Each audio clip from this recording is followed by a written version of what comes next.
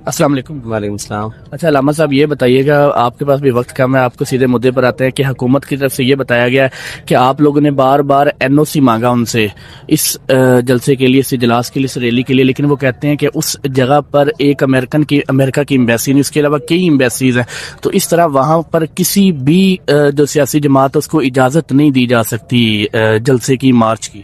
ابھی پچھلے دنوں پاکستان انڈیا کی جنگ ہوئی تھی، خود بسیں بھر بھر کر انڈیا کی ایمبیسی کے سامنے احتجاج کروایا تھا۔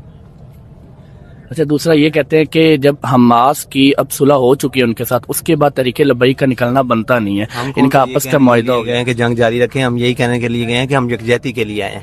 پہلے بھی صلح کر کے دھوکہ دیا گیا تھا کہ نہیں، ہم یہ کہنے لگے ہیں کہ یکجہتی کے لیے آئے ہیں، کہ اگر اب دھوکہ دیا جائے گا تو پھر بھی ہم فلسطینیوں کے ساتھ ہیں۔ تو یہ بتائیے گا کہ آپ کا اسلام آباد فیض آباد سے مارچ تھا وہاں تک، تو اچانک اس کی تبدیلی کی بڑی وجہ کیا ہے؟ اس کی تبدیلی آپ کی حکومت ہے اور یہاں کی انتظامیہ ہے۔ یہ جو ان کا کریک ڈاؤن ہو رہا ہے اس کی وجہ سے انہوں نے خون بہایا ہے، صرف کریک ڈاؤن نہیں کیا۔ آپ بہت سادے صافی ہیں، آپ نے وہاں کے خون ریکارڈ کیے؟ جی بالکل کیا ہے، آپ نے دیکھا ہے اپنی آنکھوں سے؟ بالکل کیا، تو پھر آپ نے میڈیا کی خاموشی بھی دیکھی۔ خاموشی بھی دیکھی ہے، تو یار اب اس کے بعد کیا بنتا تھا؟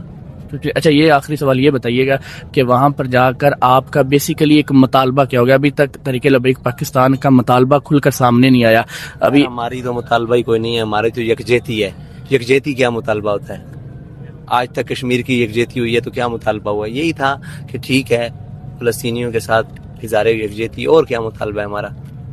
ہمیں تو نکلنا ہی جرم بنا دیا نا۔ علامہ صاحب ایک بڑا پوائنٹ تحریک لبیک پاکستان کی طرف سے اٹھایا جاتا ہے کہ یورپ میں بھی مظاہرہ ہوا اس کے حق میں، تب کوئی وہاں پر رکاوٹ نہیں ہوئی، بندش نہیں ہوئی، پوری دنیا میں ہوا، لیکن پاکستان میں ہی رکاوٹ ہوتی تھی۔ اس کے بدلے میں حکومت کہتی ہے کہ وہاں پر کسی قسم کا نقصان نہیں کیا جاتا، جبکہ تحریک لبیک ہم نے کون سا نقصان کیا؟ ابھی یہاں تک پہنچے فی الحال تو ہم نے تو فلیکسیں بھی نہیں پھاڑنے دی، یہ جو عالم و سالم کی لگی ہوئی، ٹھیک ہے جی، تو ہم نے تو فلیکسیں بھی نہیں پھاڑنے، اور وہ ہوتے ہیں لوگ کہیں جوش میں آنے کے لیے، ہم نے کہا نہیں، ان کو شوق پورا کرنے دو، ان کا کام ہے فلیکسیں لگوانا، ہمارا کام ہے کام کرنا۔ تو آپ کی جو جتنے بھی کارکنان ہیں ان پر اتنے تشدد کے باوجود بھی